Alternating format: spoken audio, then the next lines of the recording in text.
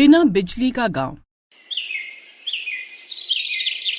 बंसीपुर नाम का एक गांव था जहां साल भर से मौसम के खराब होने के कारण बिजली नहीं आती थी। बंसीपुर गांव कभी उजाले के नाम से जाना जाता था, पर आज उस गांव में चारों तरफ अंधेरा छाया हुआ था। ऐसे मानो जैसे सभी लोग बरसों पुराने बिना बिजली के जमाने में जी रहे थे। ऐसे ही एक दिन गांव की सारी औरतें कुएं पर से पानी लाकर अपनी सारी जरूरत को पूरा करती थी। ऐसे ही एक दिन आहा, थक गई रे, मैं तो साल भर से इस कुएं से पानी खींचते हुए परेशान हो गई। अब ना खींचता मुझसे इस कुएं से पानी, मेरे तो कमर में दर्द रहने लगा। अब दर्द हो या कुछ भी हो बहन, घर के काम तो सारे करने ही पड़ेंगे। ये भी कुआं है जिसको एक साल पहले कोई देखता तक नहीं था, और आज देख लो इस कुएं की कितनी अहमियत है। सही कह रही हूँ बहन, जब से गांव की बिजली गई है इस कुएं ने अपनी अहमियत बता दी है, और बिजली न आने से सारी बिजली से चलने वाली चीज बंद पड़ी है। बस काम में आ रहा है तो बस ये कुआं। काश उस दिन गांव में वो तेज तूफान और आंधी ना आई होती जिस वजह से तार टूटकर बिजली का ट्रांसफार्मर ना पुकता, तो आज हमारे गांव में भी बिजली होती। ऐसे सब मिलकर अपने बिना बिजली वाले गांव की दुख दर्द पीड़ा एक दूसरे को सुनाने लगती हैं, और कुछ देर बाद सब अपने घर चली जाती हैं। एक दिन नंदिनी कुएं से पानी लाकर घर पर कपड़े धो रही थी, तभी खुद से कहती है, हे भगवान, इस गर्मी में तो पूरे शरीर का पानी ही निचोड़ जाता है। पहले कुएं से पानी खींच कर लाओ और फिर हाथ से कपड़े धो। क्या फायदा दहेज में वॉशिंग मशीन मिलने का, इसको तो अब मैं बेच ही दूंगी। ऐसे ही एक दिन अंजना गर्मी में हाथ के पंखे से हवा कर रही थी, तभी अंजना अपनी सास से कहती है, आहा, गर्मी, किस काम का एसी जब देखो बंद पड़ा रहता है। इसे उतरवा कर बिकवा देना बहू, बिना बिजली के गांव में इस एसी का कोई मोल नहीं है।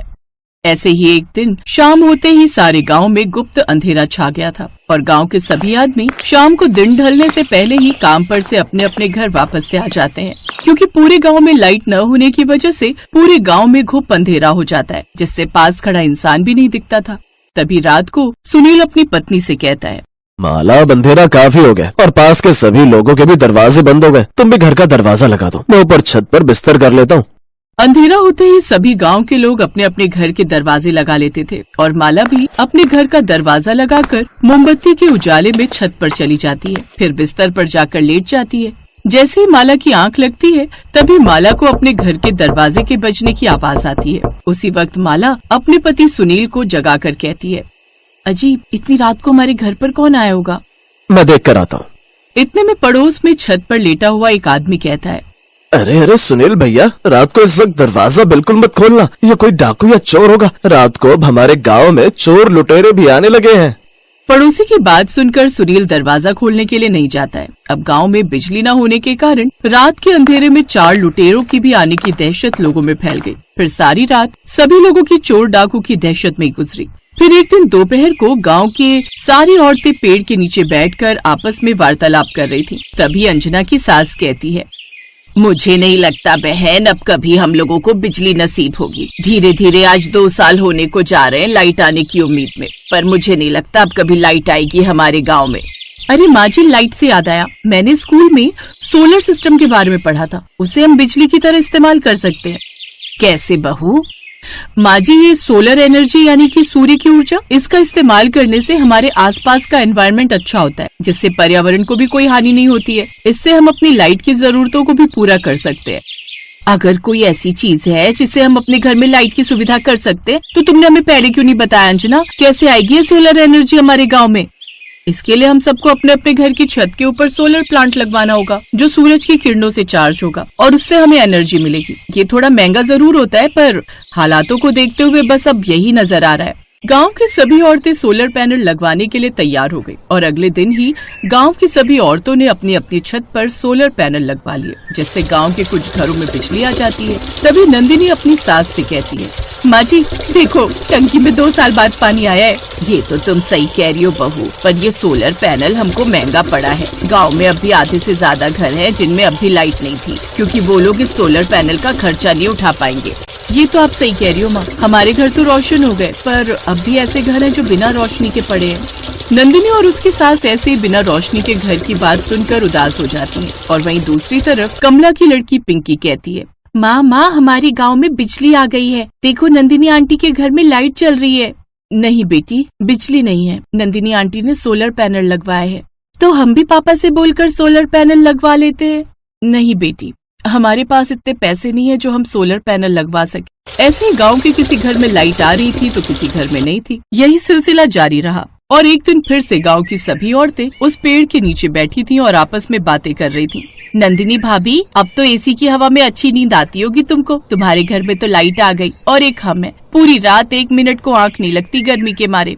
क्या मजे आ रहे हैं कमला दीदी, कर्जा लेकर लगवाया था ये सोलर पैनल, अभी तक नहीं उतरा सर से कर्जा। बड़ा ही महंगा पड़ा ये सोलर पैनल, इससे अच्छी तो हमारी लाइट ही ठीक थी। कमला और नंदिनी की बात सुनकर अंजना कहती है, मैं ये सोच रही थी क्यों ना हम लोग गांव में बिजली लाने का ही कुछ जुगाड़ करें। पर हम गांव में बिजली कैसे ला सकते हैं जब आज तक मर्द लोग इस गांव में बिजली नहीं लेकर आ सके। हम मर्द लोगों से कम है क्या? वैसे भी गांव में बिजली मर्द नहीं बल्कि हमारी शिक्षा लेकर आ सकती है। आप लोग कहो तो हम लोग कल ही बिजली दफ्तर चलते हैं और अपने गांव में बिजली ला कर दिखाएंगे। अंजना की बात सुनकर गांव की सारी औरतें राजी हो जाती हैं और अगले दिन ही गांव की सारी औरतें बिजली दफ्तर चली जाती हैं। सभी औरतों ने मिलकर सरकारी दफ्तर में जाकर बिजली की अपील की और सरकारी कर्मचारी ने अंजना को एक फॉर्म भरने के लिए दिया। इस फॉर्म को भरना है, पेन मिलेगा आपके पास? सरकारी कर्मचारी अंजना को पेन मांगते हुए देख हैरान हो जाता है और कहता है, आपको ये फॉर्म भरना आता है? जी आता है। अब आप पेन देंगे मुझे? सरकारी कर्मचारी अंजना को पेन देता है और अंजना पूरे फॉर्म को इंग्लिश में भर देती है, जिसे देख कर्मचारी भी शॉक में रह जाता है। 3 दिन बाद फिर से आना, थोड़ी और कानूनी कार्रवाई होगी। उम्मीद है सरकार आपकी मदद जरूर करेगी। और वो सारी औरतें फैसला कर लेती हैं कि वो गांव में लाइट लाकर रहेंगी। और अंत में एक दिन गांव में सरकारी कर्मचारी बिजली जोड़ने के लिए आ जाते हैं। अंजना का पति मुकेश कहता है, आखिरकार हमारी गांव की औरतों ने गांव में बिजली के तार जुड़वाए दिए और उनकी मेहनत रंग लेकर आई। सभी लोग गांव में 2 साल बाद बिजली आने के इंतजार में खुश हो रहे थे और थोड़ी देर बाद बिजली के तार जुड़ जाते हैं और गांव के सभी घर और सड़कें उजागर हो जाती हैं। ये लाइट आ गई। सभी बच्चे लाइट आने की खुशी में बाहर सड़क पर रोशनी में नाचने लगे। पूरे 2 साल बाद बंसीपुर गांव में लाइट आई थी। अब घर में पड़ी सूखी टंकियों में भी पानी आना शुरू हो जाता है और गांव के सभी लोग रात को सड़कों पर खड़े होकर लाइट का आनंद ले रहे थे।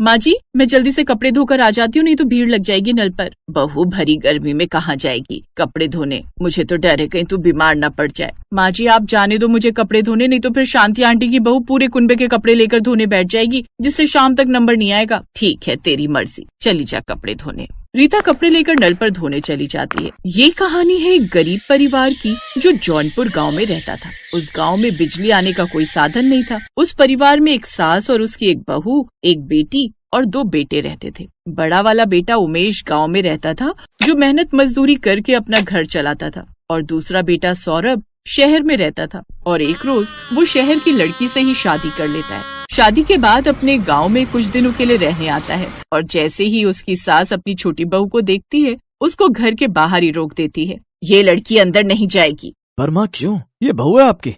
तुमने शादी करने से पहले अपनी माँ को एक बार भी बताना जरूरी नहीं समझा। माना माँ मेरी गलती है, पर मुझे माफ कर दो। कमला अपनी बेटी की खुशी के लिए रिंकी को अंदर बुलाती है और उसे अपनी बहू स्वीकारती है। थोड़ी देर बाद जब रात होने लगती है तो सारे गांव में लाइट की जगह मिट्टी के दिए जलने लगते हैं, जिसे देखकर रिंकी अपनी सास से बोलती है, माँ जी ये गांव के किसी भी घर में और हमारे घर में लाइट क्यों नहीं चल रही है? बहू लाइट? हमारे गांव में बिजली नाम की तो कोई चीज ही नहीं है जो लाइट चलेगी। हम सभी लोग अपने कामों को दिन ढलने से पहले ही निपटा लेते हैं और रात दिए जलाकर काटते हैं। क्या? ये क्या कह रही हो माँ जी आप? इतनी भयंकर गर्मी में वो भी बिना लाइट के कैसे रहती हो आप? रिंकी अपनी सास की बात को सुनकर बुरी तरह से चौंक गई और उसको यकीन नहीं हुआ कि यहाँ इस गांव में लाइट नहीं है। फिर आधी रात को रिंकी अपने पति को जगाती है। ये कहाँ लेकर आ गए हो तुम मुझे? मैं चैन की सांस भी नहीं ले पा रही हूँ। पता भी है कितनी गर्मी लग रही है। अरे यार रिंकी सो जाओ, ये कोई समय उठाने का? आँख बंद करके सो जाओ, नींद आ जाएगी। सौरभ ऐसे बोलकर सो जाता है और रिंकी सारी रात करवट बदलती रही और पूरी रात गर्मी की वजह से सो नहीं पाई। पूरा घर कैसे खर्राटे मारकर सो रहा है भरी गर्मी में। इंसान ही है ना ये सब। हे भगवान, तुमने मुझे कहाँ लाकर पटक दिया। फिर अगले दिन वो अपनी सास से कहती है, माँ जी मैं सारी रात नहीं सो पाई हूँ इस गर्मी में, अब तो नहाकर ही ठंडक मिलेगी मुझे। माँ जी पानी कहाँ पर रखा है? नहाने जाना है मुझे। छोटी बहू अगर तुमको नहाना है तो हैंडपंप के नल से पानी खींच कर ले आओ और नहा लो। अपनी ननद के साथ चली जाओ, हम सब भी ऐसे ही नहाते हैं। ये सुनकर रिंकी हैरान हो जाती है और मन ही मन कहती है, हे भगवान, ये कहाँ आकर फंस गई मैं। यहाँ से अच्छा तो मेरा शहर था जहाँ शावर खोलो और जितना मन करे नहाओ। थोड़ी देर बाद रिंकी नल से पानी भर कर लाती और तब आकर नहाती है। ऐसे धीरे धीरे रिंकी को गांव में आए हुए 3 दिन बीत गए। एक दिन रिंकी की जेठानी रीता खाना बना रही होती है और रिंकी से कहती है, सुनो देवरानी जी, जरा ये मसाला पीस कर देना। हाँ जेठानी जी, क्यों नहीं, मिक्सी कहाँ पर है? अरे देवरानी जी, आप भी कैसी बात करती हैं? हम लोग तो सिलबट्टे पर मसाला पीसते हैं। ये क्या होता है जेठानी जी? ये बिना लाइट के चलने वाला जुगाड़ है देवरानी जी। इस सिलबट्टे पर पिसे मसाले की सब्जी भी एकदम दमदार बनती है। जब रिंकी रीता को मसाले पीसते हुए देखती है कि क्या आफत है, पत्थरों से मसाले पीसते हैं यहाँ के लोग, छी, अभी तो पता नहीं क्या क्या देखने को मिलेगा। एक रात रिंकी के पेट में अचानक दर्द हुआ जिससे उसे पोटी आने लगी, लेकिन घर में रात को पानी भी खत्म हो गया था और नल भी दूर था। माँ जी, मेरे पेट पे बहुत तेज दर्द हो रहा है और पानी भी नहीं है घर में। माँ जी कुछ करो जल्दी से। क्या माँ जी कर रही है? किसने बोला था रात को इतना ज्यादा खाने के लिए? माँ जी जल्दी करिए, निकल जाएगी नहीं तो। यहीं निकल जाएगी तो एक काम कर, यहीं कर दे, और नहीं तो मेरे सर पर कर दे। ना जाने किस आफत की पुड़िया को लेकर आए है हमारी छाती पर मूंग दलने। अरे सबर कर, पानी का इंतजाम कर रही हूँ। तभी रीता पड़ोस से पानी की बाल्टी लेकर जाती है और तब इसके बाद रिंकी पॉटी करके आती है। लेकिन इन सब से रिंकी अब काफी परेशान हो गई थी और वो अब अगले ही दिन अपना बैग पैक करने लगती है। सौरभ जी, इस गांव में बिजली न होने के कितने नुकसान है। बिजली के कारण घर में मोटर नहीं लग सकती, जिस कारण पानी लाने के लिए भी हमें बाहर हैंडपंप से पानी भरना पड़ता है। कल रात को मेरे साथ इमरजेंसी हो गई। अगर मान लो मेरी जगह कोई और बच्चा या बूढ़ा होता तो उसे भी यही सब परेशानियां झेलनी पड़ती। नहीं, मैंने तो बस अब तय कर लिया कि अब मैं इस घर में और नहीं रहूंगी। मैं जा रही हूँ यहाँ से। अब चलिए, आप भी यहाँ से बहुत रह लिया। हम इस गाँव के ससुराल में, जहाँ बिजली का नामो निशान नहीं है। एक एक दिन मेरा किश्तों में कट रहा है। यहाँ गर्मी के मारे जान निकल रही है। ना लाइट है, ना पानी है, ना एसी है। एसी तो बहुत दूर, एक पंखा तक नहीं है। कल दिन निकलते ही हम शहर चलेंगे। देखो रिंकी, यहाँ मेरे माँ बाबूजी हैं और मैं उनके पास कुछ दिनों के लिए रहने आया। तो मेरे लिए थोड़ा गर्मी बर्दाश्त नहीं कर सकती? अरे ये भी तो इंसान है। रह रहे ना, अगर मेरी खुशी के लिए कुछ दिन रह लोगी तो कोई पहाड़ नहीं टूट जाएगा। रिंकी पत्नी की खुशी के लिए गांव में बिना बिजली के रहना सीख जाती है और सबके साथ मिलजुल कर रहने लगती है। ऐसे ही एक हफ्ता गुजर जाता है और फिर एक दिन सुनीता, माँ जी देखो ना, मैंने कितने मन से पालक पनीर बनाया था, सब गर्मी के कारण खराब हो गया। काश भाभी हमारे गाँव में भी बिजली होती तो एक फ्रिज होता जिससे ये रोज रोज का नुकसान नहीं होता। बेटी, इस गांव में कभी भी बिजली नहीं आने वाली। पूरी जिंदगी निकाल दी मैंने अपनी ऐसे ही। वहीं खड़ी रिंकी अपने परिवार की परेशानी देख मन ही मन ठान लेती है कि अब इस गांव में वो बिजली लाकर ही रहेगी। माँ जी, अब इस गांव में बिजली की सुविधा ला कर रहूंगी, जिससे इस गांव को और हम लोगों को बिजली के कारण होने वाली सारी परेशानी से छुटकारा मिल जाएगा। बस बस रहने दे बहू, तू कितने बड़े बड़े गांव के मुखिया यहाँ बिजली ना ला सके, तू बिजली लाएगी यहाँ। माँ जी, मैं आपसे और सभी गाँव वालों से वादा करती हूँ कि मैं इस गांव में बिजली ला कर रहूंगी। अब रिंकी बिजली विभाग के ऑफिस जाती है और इस बारे में इंक्वायरी करने लगती है। कितने समय से जौनपुर गांव में बिजली नहीं है, लोग यहाँ परेशान पड़े हुए, आखिर प्रशासन कर क्या रहा है? ए मैडम, प्रशासन जो मर्जी करे तो मैं इससे कहा, हमारी मर्जी नहीं देते उस गांव में बिजली, बोले क्या कर लोगी? बड़ी बदतमीज है आप। लेकिन डोंट वरी, मैं भी आपसे ऊपर के ऑफिसर के पास जाऊंगी, लेकिन जौनपुर गांव को बिजली दिलवा कर ही रहूंगी। ये कहकर रिंकी उस सरकारी दफ्तर से बाहर आने लगती है। तभी उसे वहाँ काम करने वाला गार्ड सबकी नजरों से बचते हुए बोलता है, रुकिए मैडम, जौनपुर गांव के लिए बिजली का प्रस्ताव तो सरकार की तरफ से कब का पास हो चुका है, लेकिन कुछ भ्रष्टाचारी अधिकारी हैं जो इस गांव में बिना कमीशन लिए बिजली पास ही नहीं कर रहे। पूरे 30 लाख की डिमांड है उनकी, और अब गांव के गरीब लोग इतना पैसा कहां से लाएं? लेकिन तुम्हें ये सब कैसे पता?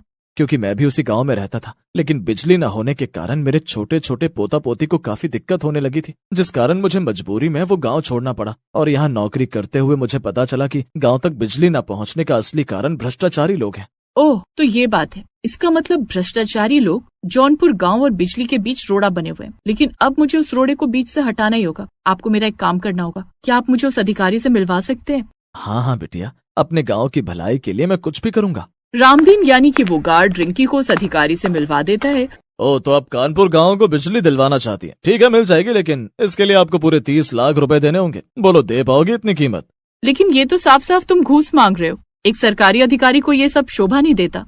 ए ज्ञान की देवी, हमें तेरा ज्ञान नहीं सुनना। अगर देना ही चाहती है तो रिश्वत दो हमें, वो भी पूरे 30 लाख रुपए। रिंकी ने उसकी ये सब बातें अपने फोन में रिकॉर्ड कर ली थी। अब वो सीधा पुलिस के पास जाती है और उसे जेल में डलवा देती है। अब ये बात मीडिया में आग की तरह फैल जाती है, जिसके बाद जौनपुर में जल्दी से सरकार की तरफ से बिजली पहुंचा दी जाती है। रिंकी ने जैसा बोला था वैसा ही कर दिखाया। उसकी शिक्षा और ज्ञानता के कारण अब उस दिन से पूरे जौनपुर गांव में बिजली आ जाती है। Best buddies hello friends, Thanks for watching this video. अगर आपको ये वीडियो पसंद आया है तो प्लीज लाइक, सब्सक्राइब, कमेंट्स करें इस वीडियो पर और हाँ, शेयर करना भी ना भूलें। और भी मजेदार वीडियो देखने के लिए नीचे दिए गए बेल आइकॉन को दबाएं। देखते रहिए बेस्ट बडीज।